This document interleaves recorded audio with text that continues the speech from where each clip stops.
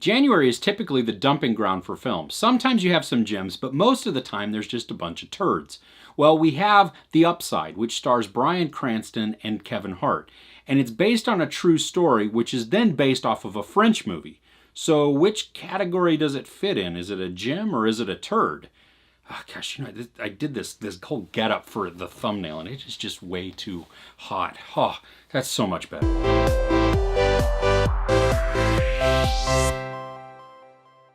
The premise of the film is Bryan Cranston is a quadriplegic who can only move from the neck up, and he is in need of a 24-hour caregiver. Now, he is stupid rich from just smart business decisions, and then Kevin Hart plays an ex-con who becomes that caregiver. At the beginning, the cinematography of it was a little clunky and a little wonky, and it was beginning to be off-putting because some of the shots, they didn't know exactly where they were trying to go with it, and sometimes you had these weird pannings and these weird shot angles. Luckily, they turned that around and they actually just stuck with some of the shots that they were doing. They actually chose a style and then moved forward with that. Cranston and Hart have great chemistry together.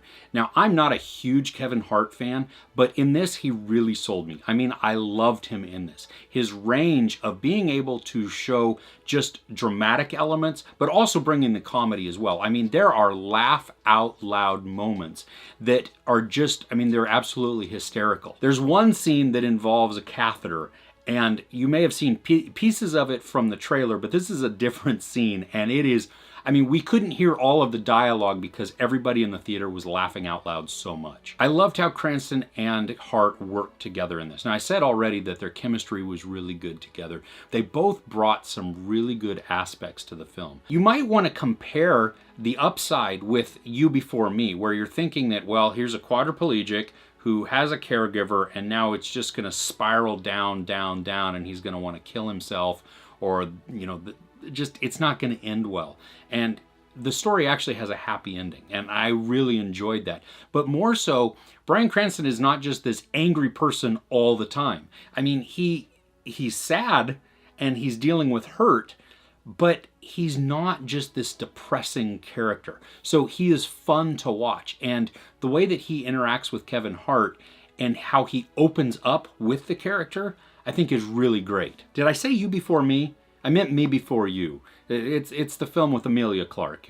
Anyway, unimportant. Nicole Kidman is in this also, and she plays kind of an executive and an assistant to Bryan Cranston, and their chemistry also works really well. And the chemistry between Nicole Kidman and Kevin Hart is like this. It's contentious, but it's fun to watch, and they grow on each other, and they grow on us as an audience too. I did expect humor in this film because it is Kevin Hart, and even Bryan Cranston, because he comes from Malcolm in the Middle, and he was great as Hal in that, and so he has comedic bones. And he was even funny at times in Breaking Bad, even though a lot of the time he was off the rails and he was, you know, kind of mean, and I'm the one who knocks. But in this, they both really shine. But back to what I'm saying is that it was way funnier than I actually thought it was going to be. I expected some humor in there to offset the dramatic elements, but it was almost more of a comedy with some heavy drama in there and some good emotion to keep it grounded. But I wouldn't want to call it necessarily a comedy because it's not. There's just a lot of comedic elements to it. Kevin Hart sold me as an actor in this. I loved him. I thought he was great in this. Bryan Cranston did an amazing job also. The only really complaint, other than the weird cinematography at the very beginning of the film, was a little bit of the pacing. Now, it's going to be weird because the opening scene of the movie is actually a clip from towards the end of the film. And so you see that, then the rest of the film plays out. And then when you get to that beginning scene again, at that moment, I was reminded of how much time has taken from beginning till now. Does that make sense? Like going along with the story, I didn't feel the time. But once I got there, I was reminded a little bit of how long it had taken me to get there. And so it was just, it was brief, it was fleeting, but it did make me kind of go, oh wait, how much more is left of the movie?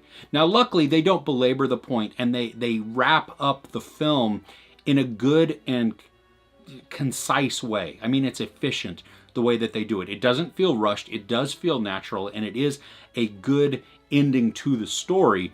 But I did feel that time just a tiny bit. That being said though, I loved the buildup of the story too. That I think that it needed it, because we get to see this relationship develop and it becomes genuine and it feels genuine. So is this a gem or a turd for January? Well, I say it's definitely a gem for January. I mean, I had a lot of fun watching The Upside. I think it was a great film with great just performances and great story, and it made me laugh.